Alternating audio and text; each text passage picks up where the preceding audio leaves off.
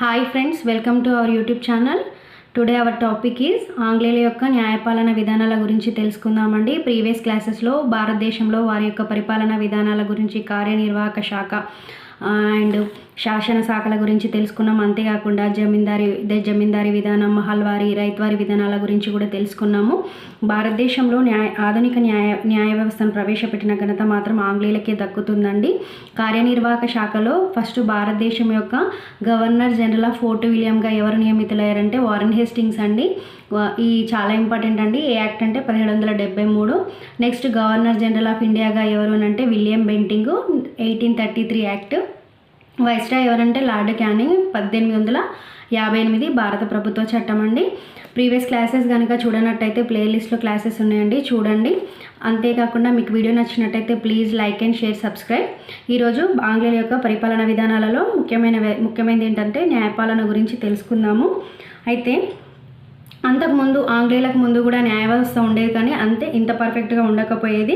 అంటే మత గ్రంథాల ద్వారా ఆధారంగా తీర్పులు ఇచ్చేవాళ్ళు అనమాట. మతాధిపతులే న్యాయమూర్తులుగా వ్యవహరించేవారు. చట్టం ముందు అందరూ సమానులే అనే నియమం పాటించబడలేదు. అంతేకాకుండా దివ్య పరీక్షల ద్వారా నేర నిర్ధారణ జరిగేది.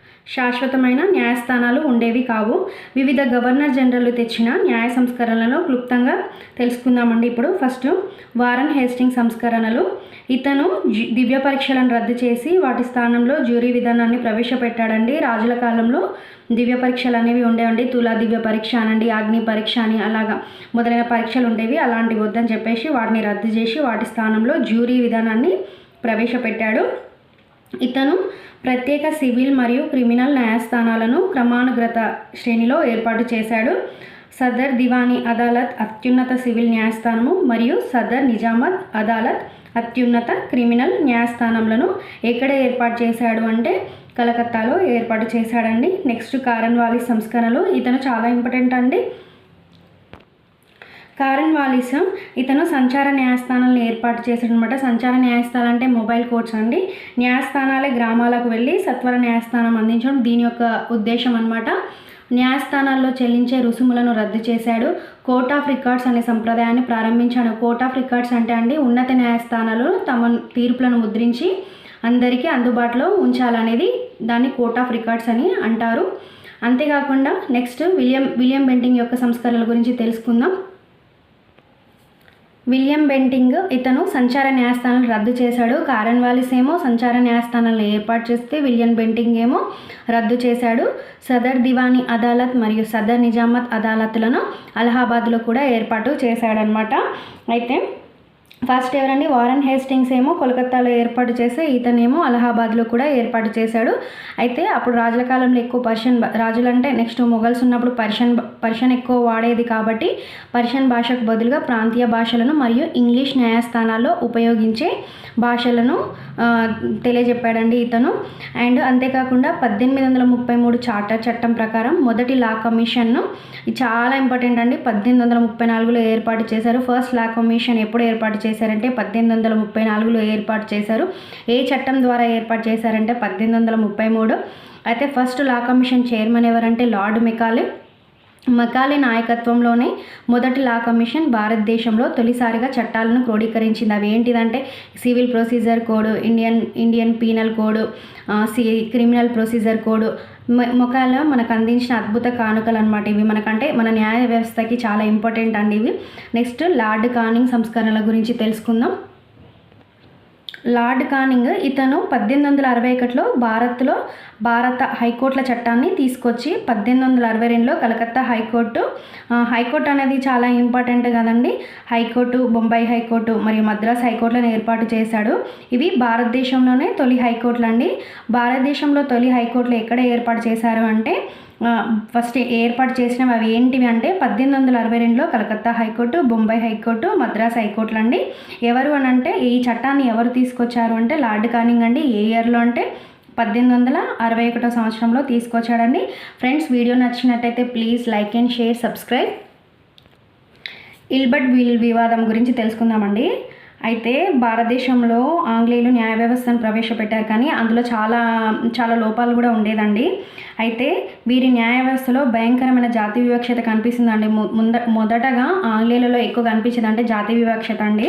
అయితే భారతీయ జడ్జీలకు తెల్లవారిని విచారించి శిక్షించే అధికారాలు ఇవ్వబడలేదన్నమాట. ఈ వివక్షత నిర్మూలించడానికి లార్డ్ రిప్పన్ అనే గవర్నరు ఈ జనరల్ ఇల్బర్ట్ బిల్లు రూపొందించాడు. భారతీయ జడ్జీలకు తెల్లవారిని విచారించే అధికారాలు కల్పిస్తూ జాతి వివక్షతను అంతం చేయడమే ఈ బిల్లు యొక్క ప్రధాన ఉద్దేశం. అంతేగాండి, చట్టం దృష్టిలో అందరు సమానమే కాబట్టి ఎవరినైనా విచారించవచ్చు. కాబట్టి లార్డ్ రిప్పన్ అనే గవర్నర్ ఏం చేశాడంటే జనరల్ ఇల్బర్ట్ బిల్లును రూపొందించాడు. అయితే తెల్లవారి నుంచి తీవ్రమైన వ్యతిరేకత ఏర్పడిందనమాట. అందువల్ల ఈ బిల్లు చట్టం కాలేదు. దీనికి నిరసనగా రిప్పన్ రాజీనామా చేసి ఇంగ్లాండ్కు తిరిగి వెళ్ళిపోయాడు. ఇల్బర్ట్ బిల్ వివాదం అనేది దేని గురించి అంటే జాతి వివక్షత గురించి. అంటే ఇది ఎవరు ప్రవేశపెట్టారు అని అంటే లార్డ్ రిప్పన్ అనే గవర్నర్. కానీ ఇది ఇంతకు చట్టం అయిందా కాలేదంటే చట్టం కాలేదండి, ఎందుకంటే బ్రిటిష్ వాళ్ళు తీవ్రంగా వ్యతిరేకించారు. నెక్స్ట్ ఇంకొక ముఖ్యమైన టాపిక్ ఏంటిదంటే సివిల్ సర్వీస్లు అండి. అయితే ఈస్ట్ ఇండియా కంపెనీ యొక్క వ్యాపారస్తులే పాలకులుగా వ్యవహరించేవారు ప్రారంభంలో. అయితే దీంతో అసమర్థత, అవినీతి రాజ్యమేలాయి. ఇటువంటి పరిస్థితిలో లార్డ్ కార్న్వాలిస్ 1786లో పరిపూర్ణమైన సివిల్ సర్వీస్ వ్యవస్థను ప్రవేశపెట్టాడండి. చాలా ఇంపార్టెంట్. సివిల్ వ్యవస్థను ఎవరు ప్రవేశపెట్టారు అంటే కార్న్వాలిస్ 1786 సంవత్సరంలో. అయితే కార్న్వాలిస్ కాలం నుంచే సివిల్ సర్వీస్లలో భారతీయులు రాకుండా చాలా జాగ్రత్తలు చేసేవారనమాట. అంటే మొత్తం వాళ్ళే ఉండాలని చెప్పేసి. ప్రారంభంలో నామినేషన్ పద్ధతి ద్వారా సివిల్ సర్వీస్ల ఎంపిక జరిగేది. నెక్స్ట్ 1853 చార్టర్ చట్టం ద్వారా సివిల్ సర్వీస్ ఎంపిక కోసం పోటీ పరీక్షలు ప్రవేశపెట్టబడ్డాయి. పోటీ పరీక్షల్లో భారతీయులు ఉత్తీర్ణత సాధించకుండా ఆంగ్లేయులు అనేక అడ్డంకులు సృష్టించారండి, మన వాళ్ళు పాస్ కాకుండా. అందులో ముఖ్యమైనవి ఏంటంటే గ్రీకు మరియు లాటిన్ పేపర్లను పరీక్షలో తప్పనిసరి చేయడం. గ్రీకు మరియు లాటిన్ మనకి ఎట్లా వస్తుంది, రాదు కదండి. అందుకని గ్రీకు మరియు మనం ఉత్తీర్ణులు కావద్దని చెప్పేసి గ్రీకు మరియు లాటిన్ పేపర్లను ఎగ్జామ్స్లో పెట్టడము. పరీక్షలు వ్రాయడానికి గరిష్ట వయో పరిమితిని గణనీయంగా తగ్గించడం. 1859లో గరిష్ట వయో పరిమితి 23 ఏళ్ళు ఉండగా క్రమంగా దాన్ని తగ్గిస్తూ 1878లో 19 ఏళ్ళకు కుదించారు. సివిల్ సర్వీస్ పరీక్షలు కేవలం ఇంగ్లాండ్లో మాత్రమే నిర్వహించడం, ఇలాంటివి చేసేవారండి ఆంగ్లేయులు. అంటే మన వాళ్ళు ఉత్తీర్ణులు కాకుండా, అంటే పాస్ కాకుండా. నెక్స్ట్ సివిల్ సర్వీస్ శిక్షణ అనేది ఎక్కడిచ్చేవాళ్ళంటే ప్రారంభంలో సివిల్ సర్వీస్కి ఎంపికైన అభ్యర్థులకు కలకత్తాలోని ఫోర్ట్ విలియం కాలేజీలో శిక్షణ ఇచ్చేవారనమాట. అయితే ఇక్కడ శిక్షణ బాలేదని చెప్పేసి అభ్యర్థులను ఇంగ్లాండ్లోనే శిక్షణ కోసం పంపించారు. 1806లో ఇంగ్లాండ్లోని హెలీబరీలో ఈస్ట్ ఇండియా కాలేజ్ను స్థాపించడం జరిగింది. 1813 చార్టర్ చట్టం సివిల్ సర్వీస్ శిక్షణ తప్పనిసరిగా ఇంగ్లాండ్లోనే చేపట్టాలని చెప్పేసి ఆదేశించడం జరిగిందనమాట. అయితే ఈ విధంగా సివిల్ సర్వీస్ల పైన కూడా కొన్ని కమిషన్లు అనేది నియమించడం జరిగిందండి. ఆ కమిషన్స్ ఏంటివంటే, ఒకటి ఐచిసన్ కమిషన్.